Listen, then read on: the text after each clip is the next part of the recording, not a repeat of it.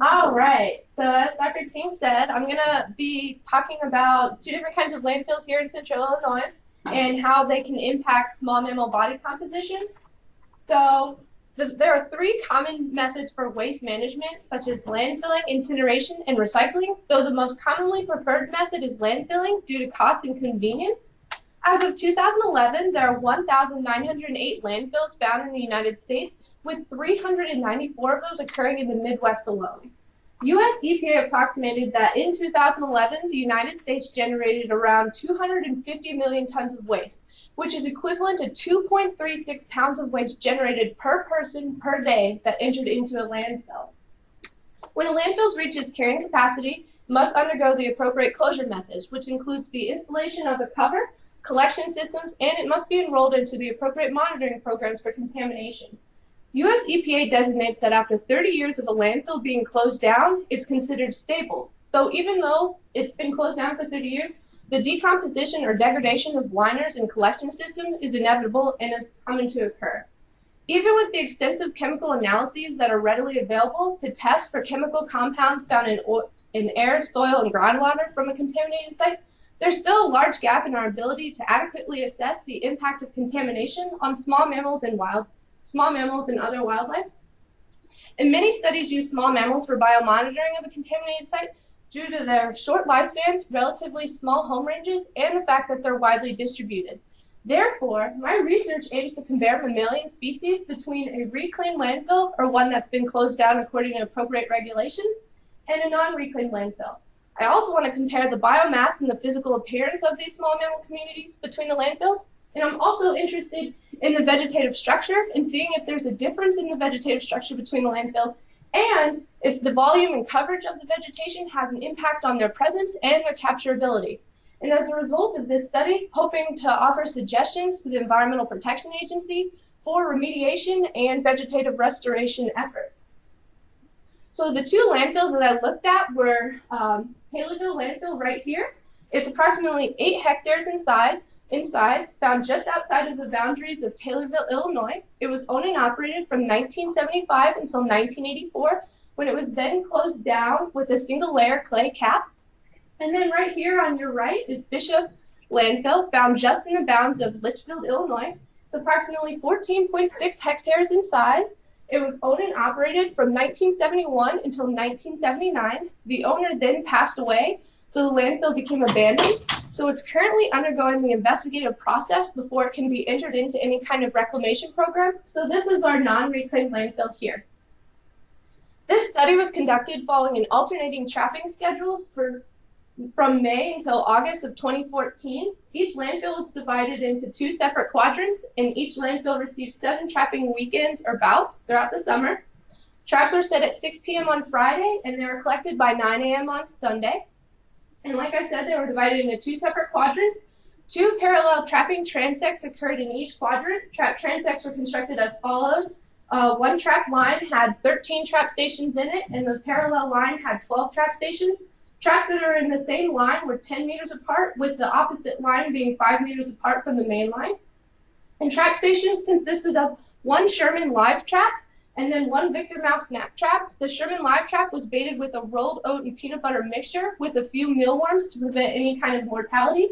And the Victor Mouse snap trap was baited with sardines to try and bring in your Saurisidae population or your shrews. So once we collected the individuals, they needed to go through an array of measurement collection. The 2 main components that we were looking for this study were total body length and weight. And then we also were collecting the vegetative data. So the Levin's index for total vertical diversity, the top to bottom above ground arrangement of vegetation, as well as the total vegetation volume surrounding a trap station. And these were collected using a range pole. And GPS coordinates were also collected for each trap station for documentation. And as a result, there are 129 unique individuals captured on Taylorville landfill. Species included deer mice, white-footed mice, and prairie vole. And then on Bishop landfill, there are 126 unique individuals, including deer mice, white-footed mice, prairie meadow voles, chipmunk, a least shrew, and a least weasel. And so we wanted to look and see if there was a difference in species diversity. So at the end of each trapping session, a Shannon-Weiner index was collected or calculated, And then we compared all 7 indices from both landfills together using a t-test. And it was found that actually Bishop Landfill had a more diverse population, which, seeing how many different species were captured there, it wasn't surprising. And then so as the landfills were divided out into those 2 separate quadrants, here was the dividing line for Taylorville. So this first area was primarily a tall grass prairie, and then the second area was more of like that overstory and wooded structure. But Bishop Landfill was divided here, and then quadrant 1 and 2 were primarily tall grass prairie, and there's a few woody patches found throughout. And so here where all the trap transects occurred, blue denotes where there were 0 captures, green was at least 1 capture, and red indicates 2 or more captures on the landfill. So the 2 most commonly occurring species on both landfills were the deer mouse and the white-footed mouse. So those were the ones that were used for the metric analysis. So a multivariate analysis of variance for the species physical conditions of, like I mentioned earlier, total body length and body weight were used to compare. And it was found that Bishop Landfill, or the non-reclaimed landfill, had smaller individuals in regards to length. However, there was not a significant difference in body weight between the landfills. It was also found that white-footed mice tended to be significantly shorter than deer mice. And when looking at mean averages, both species of Paramiscus were found to be shorter and lighter on Bishop Landfill than on Taylorville Landfill in general. So switching gears over to vegetation, all the Levens indices that were calculated and all the TBV indices that were calculated were compared using a Mann-Whitney U. And it was found that there was not a significant difference in either measure for vegetative structure on both of the landfills. So taking it a step further, we wanted to see if the vegetation overall had an impact on capturability. So this one, we combined all of the trap stations that had successful captures, regardless of landfill, with all of the trap stations that didn't have any captures to see if that had an impact. And it was found that vertical diversity, or that above ground vegetation, had an impact on trap success, although the horizontal measure didn't play as much of a role. And that can be seen in these pictures here. As you can see, there's a lot of that tall grass prairie. Sorry if the picture is too light. But there's a lot of tall grass prairie where the trap station was, and we only had 1 instance of capture there. But over here, there's like no horizontal vegetation. It was more in that wooded structure, and that had 100% trap success. Wanted to look even further and seeing if the vegetation present on the landfills had an impact on their capturability and their presence. And it was found that vertical diversity on Taylorville landfill had more of an effect than your total vegetation volume or that horizontal measure. But the exact opposite was found on Bishop landfill. So vertical diversity didn't have as much of an effect, but that horizontal measure played more of a role. So what exactly does that mean? Well, both landfills have similar vegetative cover and structure, which could probably be attributed to the fact that they're found in central Illinois. So it's not surprising that they both support similar small mammal communities. It was also found that vertical diversity has more of an impact on small mammal presence and capturability on Taylorville landfill. Now, like I was mentioning before, the landfill is divided in those 2 quadrants where it moves from that tall grass prairie over to more of a wooded structure.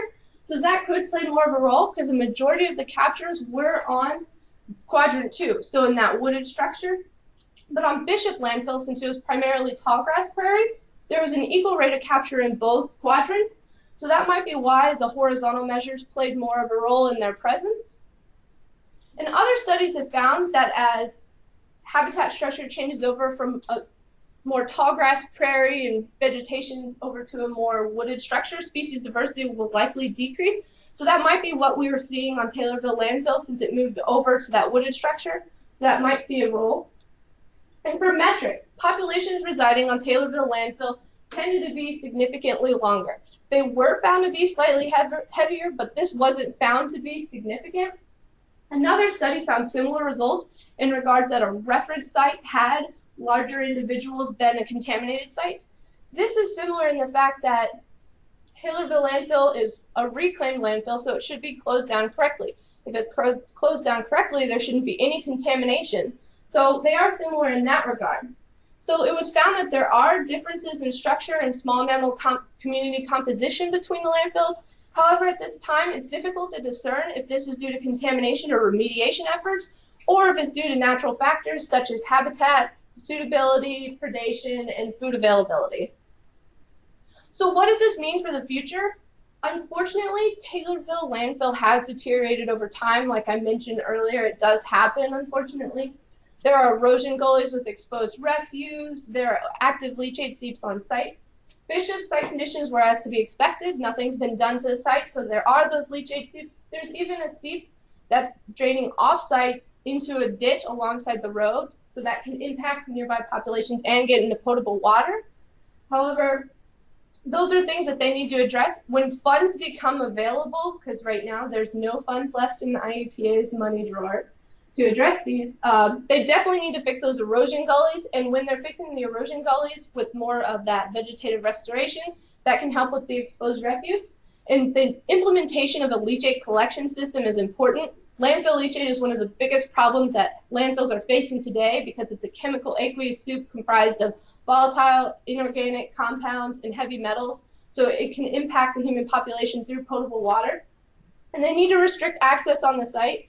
Unfortunately, neither landfill has like a border or a boundary letting people know what was there, so they need to make sure that that's put off and closed off so people can't access the site for future.